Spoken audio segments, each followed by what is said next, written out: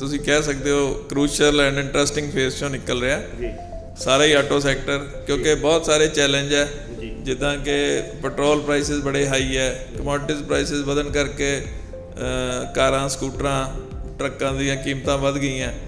ਇਸ ਤੋਂ ਇਲਾਵਾ ਇੱਕ ਈਵੀ ਦਾ ਚੈਲੰਜ ਹੈ ਔਰ ਜਲਦੀ ਇਹ ਸਮਝਿਆ ਜਾ ਰਿਹਾ ਵੀ ਆਉਣ ਵਾਲੇ ਟਾਈਮ 'ਚ ਲੋਕਾਂ ਨੂੰ ਤਾਂ ਇਹ ਲੱਗਦਾ ਵੀ ਹਰ ਚੀਜ਼ ਈਵੀ ਹੋ ਜਾਏਗੀ, ਪਰ ਇਹ it is not so easy. ਪਰ ਜਿਹੜਾ ਆਉਣ ਵਾਲਾ ਫਿਊਚਰ ਹੈ ਮੈਨੂੰ ਲੱਗਦਾ ਹੈ ਕਿਉਂਕਿ ਇੰਡੀਆ 'ਤੇ ਇੱਕ ਬਹੁਤ ਵੱਡਾ ਜਿਹੜਾ ਫਿਊਲ ਦਾ ਜਿਹੜਾ ਬਰਡਨ ਪੈਂਦਾ ਉਹ ਬਹੁਤ ਵੱਡਾ ਹੈ ਔਰ ਆਉਣ ਵਾਲੇ ਟਾਈਮ 'ਚ ਮੈਨੂੰ ਲੱਗਦਾ ਸਰਕਾਰ ਵੀ ਇਹ ਕੋਸ਼ਿਸ਼ ਕਰੇਗੀ ਵੀ ਈਵੀ ਵੱਲ ਜ਼ਿਆਦਾ ਫੋਕਸ ਕਰਿਆ ਜਾਵੇ। ਔਰ ਫਿਰ ਇਸ ਤੋਂ ਬਾਅਦ ਈਵੀ ਦਾ ਚੈਲੰਜ ਹੈ ਕਿਉਂਕਿ ਜਦੋਂ ਆਈਸੀ ਇੰਜਨ ਤੋਂ ਅਸੀਂ ਈਵੀ ਵੱਲ ਜਾਵਾਂਗੇ ਤਾਂ ਸਮਝ ਲਓ ਵੀ ਸਾਰੇ ਕੰਪੋਨੈਂਟ ਇੰਜਨ ਦੇ ਕੰਪੋਨੈਂਟ ਖਤਮ ਹੋ ਜਾਣਗੇ ਔਰ ਉਹਦੇ 'ਚ ਨਵੇਂ ਤਰ੍ਹਾਂ ਦੇ ਕੰਪੋਨੈਂਟ ਆ ਜਾਣਗੇ ਜਿਹੜੇ ਇਲੈਕਟ੍ਰਿਕ ਤੁਸੀਂ ਸਮਝੋ ਮੋਟਰ ਜਾਂ ਜਿਹੜੇ ਉਹਦੀ ਟਰਾਂਸਮਿਸ਼ਨ ਬਣਾਉਣ ਵਾਲਾ ਉਹ ਕੰਮ ਵੱਡੀਆਂ ਕੰਪਨੀਆਂ ਦੇ ਹੱਥ 'ਚ ਆਏਗਾ ਕਿਉਂਕਿ that is technology oriented business.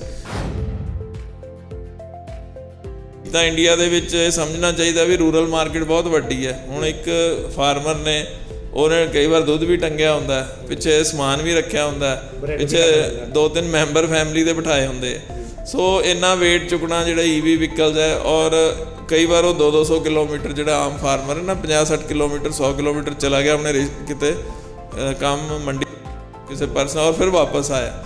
ਔਰ ਇੰਨੀ ਜਿਹੜੀ ਹਲੇ ਜਿਹੜੀ ਈਵੀ ਟੈਕਨੋਲੋਜੀ ਹੈ ਉਹ ਇੰਨੀ ਜ਼ਿਆਦਾ ਮਤਲਬ ਇੰਨੀ ਡਿਊਰੇਸ਼ਨ ਦੀਆਂ ਬੈਟਰੀਜ਼ ਮੈਨੂੰ ਲੱਗਦਾ ਵੀ ਉਹ ਨਹੀਂ ਹੋਣਗੀਆਂ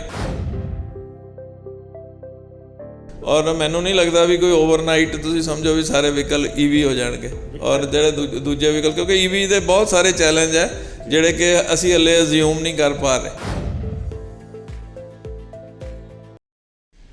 ਸਤਿ ਸ਼੍ਰੀ ਅਕਾਲ ਜੀ, ਮੈਂ ਸੰਦੀਪ ਸ਼ਰਮਾ ਇੱਕ ਵਾਰੀ ਫਿਰ ਤੁਹਾਡੇ ਨਾਲ ਰੂਬਰੂ ਹੋ ਰਿਹਾ। ਸੋ ਬਿਜ਼ਨਸ ਦੀ ਅਪਡੇਟਸ ਨੂੰ ਲੈ ਕੇ ਬਿਜ਼ਨਸ ਦੀ ਅਪਡੇਟਸ ਨੂੰ ਲੈ ਕੇ ਅੱਜ ਅਸੀਂ ਪਹੁੰਚੇ ਹਾਂ CICU ਦੇ ਜਿਹੜੇ ਪ੍ਰੈਜ਼ੀਡੈਂਟ ਹੈਗੇ ਉਪਕਾਰ ਸਿੰਘ ਊਜਾ ਜੀ ਨਾਲ। ਸੋ ਖੁਦ ਇਹ ਬੜੇ ਵੱਡੇ ਕਾਰਪੋਰੇਟ ਆਟੋ ਪਾਰਟਸ ਦੇ ਮੈਨੂਫੈਕਚਰਰ ਵੀ ਹੈਗੇ। ਸੋ ਜਾਣਦੇ ਹਾਂ ਇਸ ਟਾਈਮ ਕਿਉਂਕਿ ਇੱਕ ਪਾਸੇ ਈਵੀ ਦਾ ਦੌਰ ਨੂੰ ਅਸੀਂ ਵੈਲਕਮ ਕਰ ਰਹੇ ਹਾਂ ਔਰ ਦੂਜੇ ਪਾਸੇ ਜਿਹੜਾ ਕਰੰਟ ਆਟੋ ਸੈਕਟਰ ਦੀ ਕੀ ਸਿਚੁਏਸ਼ਨ ਹੈ, ਕੀ ਪ੍ਰਸਥਿਤੀਆਂ ਹੈ, ਕਿੱਦਾਂ ਦੇ ਡੋਲ ਐਂਡ ਡਰੋਮਸ ਜਿਹੜੇ ਹੈਗੇ ਇਹਨਾਂ ਨੂੰ ਫੇਸ ਕਰਨੇ ਪੈ ਰਿਹਾ। ਸੋ ਜਾਣਦੇ ਹਾਂ ਕੀ ਹੈ ਗੱਲਬਾਤ, ਕੀ ਹੈ ਤਾਜ਼ਾ ਹਾਲਾਤ। ਸਰ ਨਮਸਕਾਰ। ਜਿਹੜਾ ਦੇਖੋ ਆਟੋ ਸੈਕਟਰ ਹੈ ਇਹ ਬੜਾ ਤੁਸੀਂ ਕਹਿ ਸਕਦੇ ਹੋ ਕ੍ਰੂਸ਼ਲ ਐਂਡ ਇੰਟਰਸਟਿੰਗ ਫੇਸ ਚੋਂ ਨਿਕਲ ਰਿਹਾ ਜੀ ਸਾਰਾ ਹੀ ਆਟੋ ਸੈਕਟਰ, ਕਿਉਂਕਿ ਬਹੁਤ ਸਾਰੇ ਚੈਲੰਜ ਹੈ ਜਿੱਦਾਂ ਕਿ ਪੈਟਰੋਲ ਪ੍ਰਾਈਸਿਸ ਬੜੇ ਹਾਈ ਹੈ, ਕਮੋਡਿਟੀਜ਼ ਪ੍ਰਾਈਸਿਸ ਵਧਣ ਕਰਕੇ ਕਾਰਾਂ ਸਕੂਟਰਾਂ ਟਰੱਕਾਂ ਦੀਆਂ ਕੀਮਤਾਂ ਵੱਧ ਗਈਆਂ। ਇਸ ਤੋਂ ਇਲਾਵਾ ਇੱਕ ਈਵੀ ਦਾ ਚੈਲੰਜ ਹੈ ਔਰ ਜਲਦੀ ਇਹ ਸਮਝਿਆ ਜਾ ਰਿਹਾ ਵੀ ਆਉਣ ਵਾਲੇ ਟਾਈਮ 'ਚ ਲੋਕਾਂ ਨੂੰ ਤਾਂ ਇਹ ਲੱਗਦਾ ਵੀ ਹਰ ਚੀਜ਼ ਈਵੀ ਹੋ ਜਾਏਗੀ, ਪਰ ਇਹ it is not so easy, it will take time. ਜਿਹੜਾ ਕਿ ਜਨਰਲ ਜਿਹੜਾ ਇੰਡਸਟਰੀ 'ਚ ਗੱਲਾਂ ਹੁੰਦੀਆਂ ਜਾਂ ਕੋਈ ਐਗਜ਼ੈਕਟ ਫਿਗਰਸ ਦਾ ਨਹੀਂ, ਪਰ ਇਹ ਸਮਝਿਆ ਜਾਂਦਾ ਵੀ 2025 ਤੱਕ ਜੇ ਅਸੀਂ ਆਟੋ ਸੈਕਟਰ ਦੀ ਗੱਲ 2 ਵੀਲਰ ਖਾਸ ਤੌਰ 'ਤੇ ਈਜ਼ੀ ਹੋ ਸਕਦਾ, ਉਹਦੀ ਗੱਲ ਕਰੀਏ ਤਾਂ ਉਹ 20% ਦੇ ਕਰੀਬ ਇਹ ਮਤਲਬ ਈਵੀ ਹੋ ਜਾਏਗਾ। ਔਰ ਜਿਹੜੀਆਂ ਮਹਿੰਗੀਆਂ ਕਾਰਾਂ ਉਹ ਸ਼ਾਇਦ ਜਲਦੀ ਹੋ ਜਾਣ, ਜਿਹੜੀਆਂ ਸਸਤੀਆਂ ਕਾਰਾਂ ਉਹਨਾਂ ਨੂੰ ਆਉਂਦਿਆਂ ਥੋੜ੍ਹਾ ਟਾਈਮ ਲੱਗੇਗਾ। ਪਰ ਜਿਹੜਾ ਆਉਣ ਵਾਲਾ ਫਿਊਚਰ ਹੈ ਮੈਨੂੰ ਲੱਗਦਾ ਕਿਉਂਕਿ ਇੰਡੀਆ 'ਤੇ ਇੱਕ ਬਹੁਤ ਵੱਡਾ ਜਿਹੜਾ ਫਿਊਲ ਦਾ ਜਿਹੜਾ ਬਰਡਨ ਪੈਂਦਾ ਉਹ ਬਹੁਤ ਵੱਡਾ ਹੈ ਔਰ ਆਉਣ ਵਾਲੇ ਟਾਈਮ 'ਚ ਮੈਨੂੰ ਲੱਗਦਾ ਸਰਕਾਰ ਵੀ ਇਹ ਕੋਸ਼ਿਸ਼ ਕਰੇਗੀ ਵੀ ਈਵੀ ਵੱਲ ਜ਼ਿਆਦਾ ਫੋਕਸ ਕਰਿਆ ਜਾਵੇ। ਔਰ ਈਵੀ ਦੇ ਨਾਲ ਜਿੱਦਾਂ ਕਿ ਪਿੱਛੇ ਅਨਾਊਂਸ ਕੀਤਾ ਗਿਆ ਬਈ 20% ਇਥਾਨੋਲ ਹੈ ਜਿਹੜਾ ਉਹ ਐਡ ਕੀਤਾ ਜਾਏਗਾ ਪੈਟਰੋਲ 'ਚ, ਔਰ ਪੈਟਰੋਲ 'ਚ ਵੀ ਇਹ ਕੋਸ਼ਿਸ਼ ਕਰੀ ਜਾਏਗੀ ਵੀ ਜਿਹੜਾ ਆਪਣਾ ਇੰਪੋਰਟ ਬਰਡਨ ਹੈ ਕਿਸੇ ਤਰੀਕੇ ਘਟਾਇਆ ਜਾਵੇ। ਔਰ ਇਹਦੇ 'ਚ ਅਗਲੇ ਮੈਂ ਸਮਝਦਾ ਵੀ 7-8 ਸਾਲ 'ਚ 2030 ਤੱਕ ਬੜੀ ਜ਼ਿਆਦਾ ਡਿਸਟਰਪਸ਼ਨ ਆਏਗੀ ਇਸ ਇੰਡਸਟਰੀ 'ਚ, ਆਟੋ ਇੰਡਸਟਰੀ 'ਚ। ਸਰ ਮੈਂ ਜਾਣਨਾ ਚਾਹਾਂਗਾ ਕਿ ਕਰੰਟਲੀ ਤੁਸੀਂ ਇੱਕ ਖੁਦ ਆਟੋ ਪਾਰਟਸ ਮੈਨੂਫੈਕਚਰਰ ਹੈਗੇ ਹੋ, ਸੋ ਤੁਹਾਡੇ ਵਰਗੇ ਵਪਾਰੀਆਂ ਨੂੰ ਕਾਰਪੋਰੇਟ ਸੈਕਟਰ ਨੂੰ ਇਮੀਡੀਏਟਲੀ ਜਿਵੇਂ ਈਵੀ 'ਚ ਸ਼ਿਫਟ ਹੋਣ ਨਾਲ ਸਾਨੂੰ ਸਾਰੀ ਆਪਣੀ ਟੈਕਨੋਲੋਜੀ ਚੇਂਜ ਕਰਨੀ ਪਏਗੀ ਜਾਂ ਕਿੰਨੇ ਕੁ % ਚੇਂਜ ਕਰਨੀ ਪੈ ਰਹੀ ਹੈ? ਉਹਦੇ ਲਈ ਇੰਨਾ ਸਾਰਾ ਜਿਹੜਾ ਇੱਕ ਪਾਸੇ ਤੁਸੀਂ ਪਹਿਲਾਂ ਹੀ ਕਰਾ ਰਹੇ ਹੋ ਕਿ ਕ੍ਰਾਈਸਿਸ 'ਚੋਂ ਬਹੁਤ ਨਿਕਲ ਰਹੇ, ਇੰਡਸਟਰੀ ਪਹਿਲਾਂ ਹੀ ਬਹੁਤ ਸਫਰ ਕਰ ਰਹੀ ਹੈ, ਸੋ ਉਹਦੇ ਲਈ ਫੰਡਸ ਅਰੇਂਜਮੈਂਟ ਹੈ, ਸਾਰਾ ਸਿਸਟਮ ਕਿੱਦਾਂ, ਕੀ ਪ੍ਰੈਕਟੀਕਲਿਟੀ ਕੀ? ਦੇਖੋ ਹੁਣ ਰੀਸੈਂਟਲੀ ਪਹਿਲਾਂ ਅਸੀਂ BS4 ਨੋਰਮਸ ਫੋਲੋ ਕਰਦੇ ਸੀ, ਹੁਣ BS6 ਨੋਰਮਸ 'ਤੇ ਆਏ ਹਾਂ। ਔਰ ਇਹਦੇ ਨਾਲ ਵੀ ਇੰਡਸਟਰੀ ਨੇ ਬਹੁਤ ਜ਼ਿਆਦਾ ਇਨਵੈਸਟਮੈਂਟ ਕੀਤੀ ਹੈ ਕਿਉਂਕਿ ਜਿਹੜਾ BS6 ਇੰਜਨ ਹੈ ਉਹ ਜ਼ਿਆਦਾ ਐਕੂਰੇਟ ਹੈ ਔਰ ਜਿਹੜੀ ਵੀ ਕੰਪਨੀ ਨੇ ਆਪਣਾ ਨਵੇਂ ਪ੍ਰੋਡਕਟ ਡਿਵੈਲਪ ਕੀਤੇ ਆ ਉਹਨੂੰ ਵਧੀਆ ਮਸ਼ੀਨਰੀ ਲਾ ਕੇ ਔਰ ਚੰਗੇ ਤਰੀਕੇ ਨਾਲ ਡਿਵੈਲਪ ਕੀਤੇ ਆ। ਇਹਦੇ ਲਈ ਇੰਡਸਟਰੀ ਦੀ ਇੱਥੇ ਬਹੁਤ ਵੱਡੀ ਇਨਵੈਸਟਮੈਂਟ ਹੋਈ ਹੈ BS4 ਤੋਂ BS6 ਸਵਿਚ ਓਵਰ 'ਤੇ। ਔਰ ਇੰਡਸਟਰੀ ਤੋਂ ਤਾਂ ਹੁਣ ਸਭ ਪਾਸਿਓਂ ਚੈਲੰਜ ਹੀ ਹੈ। ਇੱਕ ਪਾਸੇ ਕਰੋਨਾ ਕਰਕੇ ਡਿਮਾਂਡ ਘਟੀ ਹੈ, ਜਿਹੜੀ ਕਾਰਾਂ ਦੇ ਵਿੱਚ ਚਿਪ ਲੱਗਦੇ ਆ ਉਹਦੀ ਸ਼ਾਰਟੇਜ ਹੈ। ਉਹ ਵੀ ਮੈਂ ਅੱਜ ਕਿਸੇ ਨਾਲ ਗੱਲ ਕਰ ਰਿਹਾ ਸੀ, ਉਹ ਕਹਿੰਦੇ ਪੂਰਾ ਸਾਲ ਸ਼ਾਰਟੇਜ ਰਹੇਗੀ। ਔਰ ਫਿਰ ਇਸ ਤੋਂ ਬਾਅਦ EV ਦਾ ਚੈਲੰਜ ਹੈ ਕਿਉਂਕਿ ਜਦੋਂ IC ਇੰਜਨ ਤੋਂ ਅਸੀਂ EV ਵੱਲ ਜਾਵਾਂਗੇ ਤਾਂ ਸਮਝ ਲਓ ਵੀ ਸਾਰੇ ਕੰਪੋਨੈਂਟ ਇੰਜਨ ਦੇ ਕੰਪੋਨੈਂਟ ਖਤਮ ਹੋ ਜਾਣਗੇ ਔਰ ਉਹਦੇ 'ਚ ਨਵੇਂ ਤਰ੍ਹਾਂ ਦੇ ਕੰਪੋਨੈਂਟ ਆ ਜਾਣਗੇ ਜਿਹੜੇ ਇਲੈਕਟ੍ਰਿਕ ਤੁਸੀਂ ਸਮਝੋ ਮੋਟਰ ਜਾਂ ਜਿਹੜੇ ਉਹਦੀ ਟਰਾਂਸਮਿਸ਼ਨ ਬਣਾਉਣ ਵਾਲਾ ਉਹ ਕੰਮ ਵੱਡੀਆਂ ਕੰਪਨੀਆਂ ਦੇ ਹੱਥ 'ਚ ਆਏਗਾ ਕਿਉਂਕਿ that is technology oriented business. ਔਰ ਜਿਹੜੀ ਆਮ ਇੱਕ ਛੋਟੇ ਜਾਂ ਮੀਡੀਅਮ ਲੈਵਲ ਦੀ ਕੰਪਨੀ ਹੈ ਉਹਦੇ 'ਤੇ ਇੰਨਾ ਇਨਵੈਸਟ ਨਹੀਂ ਕਰ ਪਾਏਗੀ। ਔਰ ਮੈਨੂੰ ਤਾਂ ਇਹ ਲੱਗਦਾ ਵੀ ਆਉਣ ਵਾਲੇ ਦਿਨਾਂ 'ਚ ਇਹ ਕਾਫੀ ਜ਼ਿਆਦਾ ਜਿਹੜਾ ਬਿਜ਼ਨਸ ਹੈ ਇਹ ਲਾਰਜ ਕੰਪਨੀਜ਼ ਜਾਂ ਜਿਹੜੀਆਂ ਟੈਕਨੋਲੋਜੀ ਓਰੀਐਂਟਡ ਕੰਪਨੀਜ਼ ਹੈ ਜਾਂ ਜਿਹੜੀਆਂ ਪੇਟੈਂਟ ਰਜਿਸਟਰ ਕਰਾਉਂਦੀਆਂ ਉਹਨਾਂ ਕੰਪਨੀਜ਼ ਦੇ ਹੱਥ 'ਚ ਚਲਾ ਜਾਏਗਾ ਔਰ ਸਮਾਲ ਸਕੇਲ ਤੋਂ ਜਾਂ ਮੀਡੀਅਮ ਸਕੇਲ ਤੋਂ ਇਹਦਾ ਕੰਮ ਘੱਟ ਜਾਏਗਾ। ਸੋ ਫਿਲਹਾਲ ਇਹ ਜਿਹੀ ਸਿਚੁਏਸ਼ਨ 'ਚ ਤੁਹਾਨੂੰ ਕੀ ਲੱਗਦਾ ਸਰਕਾਰ ਨੂੰ ਕਿੱਦਾਂ ਦੇ ਕਦਮ ਚੱਕਣੇ ਚਾਹੀਦੇ ਆ, ਕੀ ਕਰਨਾ ਚਾਹੀਦਾ ਹੈ? ਦੇਖੋ ਸਰਕਾਰ ਨਾ ਕਈ ਵਾਰ ਮੈਨੂੰ ਲੱਗਦਾ ਵੀ ਬੜੀ ਜਲਦੀ 'ਚ ਹੈ ਵੀ ਹੁਣੀ ਅਸੀਂ BS4 ਤੋਂ BS6 'ਚ ਆਏ ਹਾਂ ਔਰ ਜਿਹੜੇ BS6 ਵਹੀਕਲ ਹੈ ਉਹ ਕੋਈ ਬਹੁਤ ਘੱਟ ਪੋਲਿਊਟਿੰਗ 'ਚ ਹੈ। ਈਵਨ ਯੂਰਪ ਵਿੱਚ ਵੀ ਉਹੀ ਜਿਹੜੀ ਹੈ ਇਨਵਾਇਰਮੈਂਟ ਦੇ ਨੋਰਮਸ ਯੂਜ਼ ਹੋ ਰਹੇ ਜੋ ਇੰਡੀਆ 'ਚ ਯੂਜ਼ ਹੋ ਰਹੇ ਔਰ ਇੰਡੀਆ ਤੋਂ ਕੁਛ ਹੱਦ ਤੱਕ ਪ੍ਰੋਡਕਟ ਦੀ ਵਹੀਕਲਸ ਦੀ ਐਕਸਪੋਰਟ ਵੀ ਸ਼ੁਰੂ ਹੋ ਗਈ ਹੈ ਯੂਰਪ ਨੂੰ। ਪਰ ਇਹਨੂੰ ਇੱਕ ਥੋੜ੍ਹਾ ਦੇਖ ਕੇ ਔਰ ਕਲੀਅਰ ਇੰਡਸਟਰੀ ਲਈ ਕਲੀਅਰ ਇੱਕ ਰੋਡ ਮੈਪ ਦੇਣਾ ਚਾਹੀਦਾ, ਨਾ ਕਿ ਜਲਦੀ 'ਚ ਅਸੀਂ ਕਹਿ ਦਈਏ ਜੀ 2025 ਸਾਰੇ ਸਕੂਟਰ ਅਸੀਂ EV ਹੋ ਜਾਣਗੇ, ਜੋ ਕਿ ਪ੍ਰੈਕਟੀਕਲੀ ਪੋਸੀਬਲ ਨਹੀਂ। ਇੱਕ ਤਾਂ ਇੰਡੀਆ ਦੇ ਵਿੱਚ ਇਹ ਸਮਝਣਾ ਚਾਹੀਦਾ ਵੀ ਰੂਰਲ ਮਾਰਕੀਟ ਬਹੁਤ ਵੱਡੀ ਹੈ। ਹੁਣ ਇੱਕ ਫਾਰਮਰ ਨੇ ਉਹਨੇ ਕਈ ਵਾਰ ਦੁੱਧ ਵੀ ਟੰਗਿਆ ਹੁੰਦਾ, ਪਿੱਛੇ ਸਮਾਨ ਵੀ ਰੱਖਿਆ ਹੁੰਦਾ, ਪਿੱਛੇ 2-3 ਮੈਂਬਰ ਫੈਮਿਲੀ ਦੇ ਬਿਠਾਏ ਹੁੰਦੇ ਆ। ਸੋ ਇੰਨਾ ਵੇਟ ਚੁੱਕਣਾ ਜਿਹੜਾ EV ਵਹੀਕਲਸ ਹੈ ਔਰ ਕਈ ਵਾਰ ਉਹ 200 ਕਿਲੋਮੀਟਰ ਜਿਹੜਾ ਆਮ ਫਾਰਮਰ ਹੈ ਨਾ 50-60 ਕਿਲੋਮੀਟਰ 100 ਕਿਲੋਮੀਟਰ ਚਲਾ ਗਿਆ ਆਪਣੇ ਕਿਤੇ ਕੰਮ ਮੰਡੀ ਕਿਸੇ ਪਰਸਨ ਔਰ ਫਿਰ ਵਾਪਸ ਆਇਆ। ਔਰ ਇੰਨੀ ਜਿਹੜੀ ਹਾਲੇ ਜਿਹੜੀ EV ਟੈਕਨੋਲੋਜੀ ਹੈ ਉਹ ਇੰਨੀ ਜ਼ਿਆਦਾ ਮਤਲਬ ਇੰਨੀ ਡਿਊਰੇਸ਼ਨ ਦੀਆਂ ਬੈਟਰੀਜ਼ ਮੈਨੂੰ ਲੱਗਦਾ ਵੀ ਉਹ ਨਹੀਂ ਹੋਣਗੀਆਂ।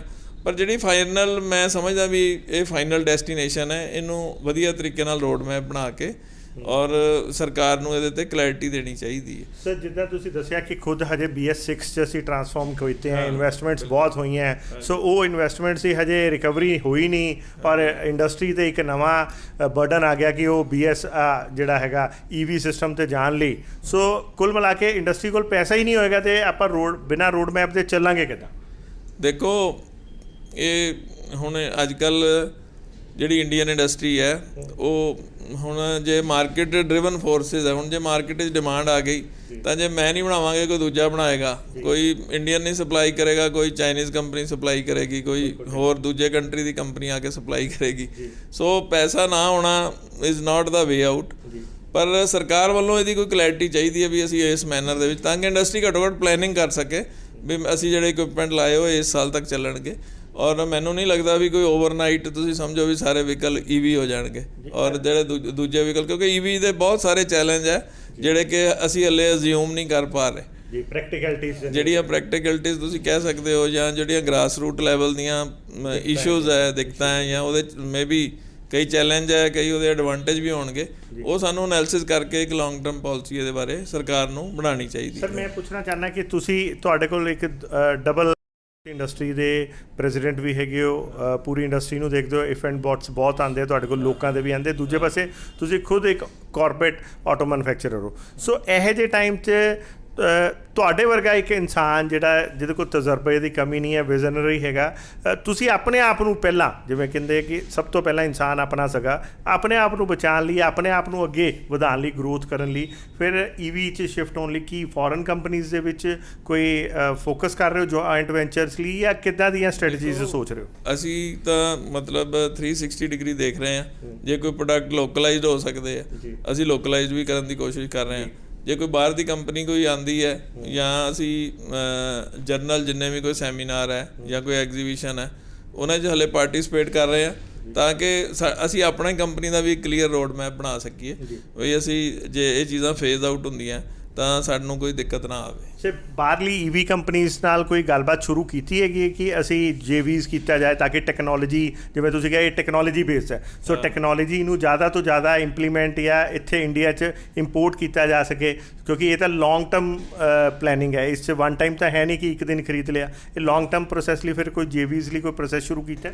ਦੇਖੋ ਅਸੀਂ ਕੋਸ਼ਿਸ਼ ਕਰ ਰਹੇ ਹਾਂ, ਪਰ ਮੈਨੂੰ ਇਹ ਲੱਗਦਾ ਜਿਹੜੀ ਇਹ ਗੇਮ ਹੈ ਨਾ ਉਹ ਸਾਡੇ ਲੈਵਲ ਦੀ ਕੰਪਨੀ ਦੀ ਨਹੀਂ ਹੈਗੀ, ਬਹੁਤ ਵੱਡੇ ਇਹਦੇ 'ਚ ਬਹੁਤ ਵੱਡੀਆਂ ਇਨਵੈਸਟਮੈਂਟ ਇਨਵੋਲਵਡ ਹੈ। ਜਿੱਦਾਂ ਕਿ ਹੁਣ ਬੈਟਰੀ ਦੇ ਪਲਾਂਟ ਆ ਰਹੇ ਆ, ਉਹ ਕੋਈ 1200 ਕਰੋੜ ਲਾ ਰਿਹਾ, ਕੋਈ ਕਿੰਨਾ ਲਾ ਰਿਹਾ। ਪਰ ਸਰ ਇਹਦੇ ਵਿੱਚ ਇਹ ਵੀ ਤਾਂ ਕਿਹਾ ਜਾਂਦਾ ਜਿਹੜੀ ਫੋਰਨ ਦੀ ਕੰਪਨੀਜ਼ ਆਉਂਦੀਆਂ ਉਹਨਾਂ ਲਈ ਵੀ ਇੰਡੀਆ ਬਹੁਤ ਵੱਡੀ ਮਾਰਕੀਟ ਹੈ, ਜੇ ਤੁਹਾਡੇ ਵਰਗੇ ਉਹਨਾਂ ਨੂੰ ਸੂਝਵਾਨ ਜਾਂ ਲੋਕਲ ਗੁੱਡਵਿਲ ਵਾਲੇ ਮਿਲਦੇ ਆ, ਪਲੇਅਰਸ ਪਾਰਟਨਰਸ ਮਿਲਦੇ ਆ, ਤਾਂ ਉਹਨਾਂ ਲਈ investment they are not because ਉਹਨਾਂ ਕੋਲ ਫੰਡਸ ਬੜੇ XYZ ਅਮਾਊਂਟਸ ਦੇ ਇੰਟਰਸਟ ਤੇ ਜ਼ੀਰੋ ਇੰਟਰਸਟ ਤੇ ਵੀ ਹੁੰਦੇ ਆ, ਸੋ ਉਹਨਾਂ ਨੂੰ ਸਿਕਿਉਰਿਟੀ ਪਹਿਲਾਂ ਹੁੰਦੀ ਹੈ ਔਰ ਅੱਛਾ ਪਾਰਟਨਰ ਪਹਿਲਾਂ ਚਾਹੀਦਾ ਹੁੰਦਾ, ਸੋ ਉਸ ਟਰਮਸ 'ਤੇ ਕੁਝ ਤੁਹਾਨੂੰ ਲੱਗਦਾ ਕੁਝ ਹੋ ਸਕਦਾ? ਇਹ ਹਲੇ ਬੜੀ ਇਨੀਸ਼ੀਅਲ ਸਟੇਜ ਹੈ, ਹਲੇ ਤਾਂ ਡਿਸਕਸ਼ਨ ਚੱਲ ਰਹੀ ਹੈ। ਸਰ ਹਲੇ ਤਾਂ ਨਾ ਇਨੀਸ਼ੀਅਲ ਵਾਲੇ ਨੂੰ ਜਿਹੜਾ ਇਨੀਸ਼ੀਅਲ 'ਚ ਸਟਾਰਟਿੰਗ 'ਚ ਜਿਹੜਾ ਰਿਸਕ ਲੈਂਦਾ ਉਹਨੂੰ ਬੈਨੀਫਿਟ ਵੀ ਲੰਬਾ ਹੁੰਦਾ, ਉਹ ਲੌਂਗ ਟਰਮ ਪਲੇਅਰ ਬਣ ਜਾਂਦਾ। ਹਲੇ ਚੀਜ਼ਾਂ ਟੈਕਨੋਲੋਜੀ ਸੈਟਲ ਵੀ ਨਹੀਂ ਹੈਗੀਆਂ ਵੀ ਜਿਹੜਾ 2 ਵੀਲਰ ਆਏਗਾ ਉਹਦੇ 'ਚ ਕਈ ਤਰ੍ਹਾਂ ਦੀਆਂ ਟੈਕਨੋਲੋਜੀਜ਼ ਹੈ ਵੀ ਕਿਹੜੀ ਚੀਜ਼ ਯੂਜ਼ ਹੋਏਗੀ, ਔਰ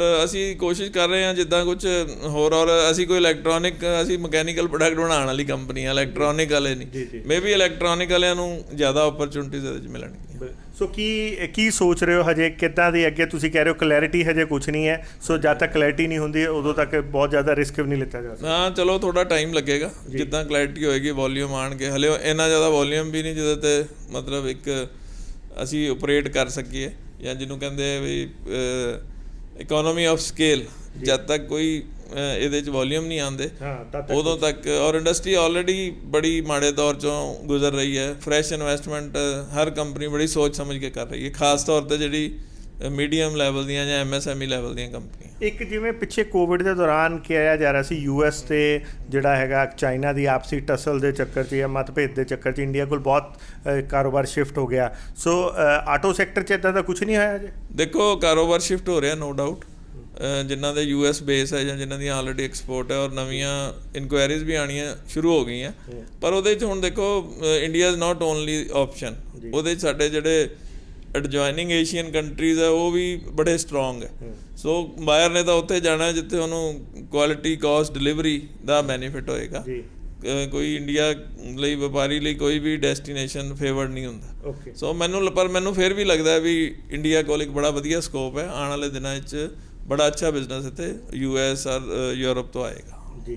ਹੋਰ ਤੁਹਾਡੇ ਵਰਗੇ ਐਸੋਸੀਏਸ਼ਨਸ ਦੇ ਮੈਂਬਰ ਹੈ ਜਾਂ ਹੋਰ ਮੈਨੂਫੈਕਚਰਿੰਗ ਸੈਕਟਰ ਹੈ, ਉਹਨਾਂ ਨੂੰ ਕਿੱਦਾਂ ਦੀ ਇਸ ਟਾਈਮ ਸਟੈਪਸ ਜਾਂ ਰੋਡ ਮੈਪਸ ਫੋਲੋ ਕਰਨੇ ਚਾਹੀਦੇ? ਦੇਖੋ ਇਹ ਤਾਂ ਬਿਜ਼ਨਸਮੈਨ ਨੂੰ ਤਾਂ ਹਮੇਸ਼ਾ ਦਿਨੇ ਜਾਗਦਾ ਰਹਿਣਾ ਚਾਹੀਦਾ, ਓਪਰਚੁਨਿਟੀਜ਼ ਦੇਖਣੀਆਂ ਚਾਹੀਦੀਆਂ, ਜਿਹੜਾ ਕੋਈ ਨਵੀਂ ਓਪਰਚੁਨਿਟੀ ਗ੍ਰੈਬ ਕਰ ਲਏਗਾ ਜਾਂ ਉਹਨੂੰ ਸਕਸੈਸਫੁਲ ਕਰ ਲਏਗਾ ਉਹ ਬਿਜ਼ਨਸ ਸਕਸੈਸਫੁਲ ਰਹੇਗਾ। EV ਤੋਂ ਇਲਾਵਾ ਵੀ ਸਰ ਕੋਈ ਫੋਕਸ ਏਰੀਆ ਹੈਗਾ ਜਿੱਥੇ ਆਪਾਂ ਨੂੰ ਲੱਗਦਾ ਕਿ ਇਸ ਟਾਈਮ ਅੱਛਾ ਸਕੋਪ ਹੋ ਸਕਦਾ ਫਿਊਚਰ? ਦੇਖੋ ਇੰਡੀਆ ਦੇ ਵਿੱਚ ਜਿੰਨੇ ਵੀ ਪ੍ਰੋਡਕਟ ਅਸੀਂ ਲੁਧਿਆਣੇ ਬਣਾਉਂਦੇ ਹਾਂ, ਮੈਨੂੰ ਇਹ ਲੱਗਦਾ ਵੀ ਸਾਰੇ ਪ੍ਰੋਡਕਟ ਦਾ ਬਹੁਤ ਵੱਡਾ ਸਕੋਪ ਹੈ, ਉਹਦੇ 'ਚ ਅਸੀਂ 13-14 ਤਰ੍ਹਾਂ ਦੇ ਪ੍ਰੋਡਕਟ ਜਿਹੜੇ ਸਾਡੇ CICU ਦੇ ਮੈਂਬਰ ਹੈ ਉਹ ਬਣਾਉਂਦੇ, ਔਰ ਹਰ ਪ੍ਰੋਡਕਟ ਦੇ ਵਿੱਚ ਮੈਨੂੰ ਲੱਗਦਾ ਵੀ ਇੰਡੀਆ ਕੋਲ ਬਹੁਤ ਵਧੀਆ ਸਕੋਪ ਹੈ। ਠੀਕ ਹੈ ਸਰ, ਥੈਂਕ ਯੂ ਸਰ।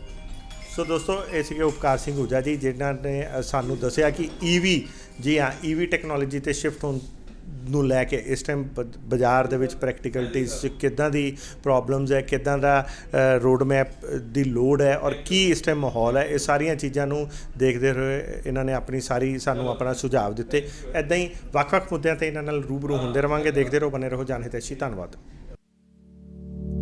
यदि आपको हमारी ये वीडियो पसंद आई तो हमारे चैनल को लाइक, शेयर और सब्सक्राइब करें। ऐसी और अपडेट्स देखने के लिए बेल आइकॉन ज़रूर दबाएं।